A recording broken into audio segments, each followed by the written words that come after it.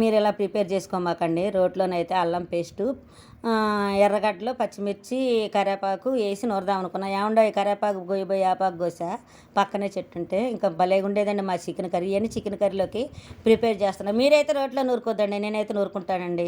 మీకెందుకంటే మీకు మిక్సీలోనే మంచిది. ఇంకా ఓకే, ఎర్రగడ్డలు వేసి దంచుకొని అచ్చపచ్చగా దంచుకొని, పచ్చిమిర్చి అచ్చపచ్చగా, కరివేపాకు అచ్చపచ్చగా దంచుకొని ఇప్పుడు తాలింపు వేసుకుందామండి. అవన్నీ నూరి పక్కన పెట్టుకొని ఇప్పుడు తాలింపు వేసుకుందాం. రండి గ్యాస్ కాడికి పోదారండి. వచ్చేసారా? గ్యాస్ కాడికి వచ్చేసారా? వచ్చేసాను నేనైతే. ఇప్పుడు గ్యాస్ కాడికి వచ్చి ఆ ఎర్రగడ్డలు అచ్చాపచ్చగా దుంపేసుకున్నాం కదా, అవి అయితే ఇప్పుడు పసుపు వేస్తున్నాను. పసుపు అయితే ఏమండి నేను డబ్బాలో వేయను, ప్యాకెట్లు వేస్తాను, నాకు ఇష్టం అంటున్నాయి.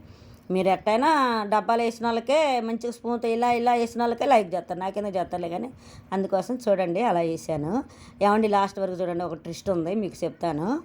ఇప్పుడైతే చికెన్ అల్లం మరింత వేసానండి, కొద్దిగా తీస్తున్నాను ఎందుకంటే దోసకాయ టమాటా కర్రీలోకి కావాలి. కొంతమంది నాన్ వెజ్ తినట్లేదు మా ఇంట్లో. ఇప్పుడైతే చికెన్ అయితే వేసుకున్నామండి. ఏమండి చికెన్ వేసుకొని తిప్పలేదు ఏందంటారా? ఏమండి లక్షల కర్రీస్ ఉన్నాయి చికెన్ రెసిపీలు. ఏందమ్మ నువ్వు చెప్పొచ్చు. నువ్వు అవునండి, మరి ఎలా వేసుకున్న తర్వాత తిప్పాలని తెలియదా? నేనంటే మర్చిపోయా. మీరన్నా చెప్పొచ్చుగా కామెంట్ బాక్స్లో వేసిన తర్వాత తిప్పాలని. ఎందుకు చెప్పలేదండి చెప్పండి? ఏందమ్మా టమాటాలు వేసి కూడా తిప్పలేదండి, ఇది కూడా చెప్పరండి? మర్చిపోయానండి. ఓకే, కానీ నేను ఒకటైతే చెప్తున్నానండి. లాస్ట్ ట్విస్ట్ ఏంటంటే అల్లం పేస్ట్ రోట్లో నూరుకుంటేనే, ఇలా చేసుకుంటేనే బాగుంటుంది.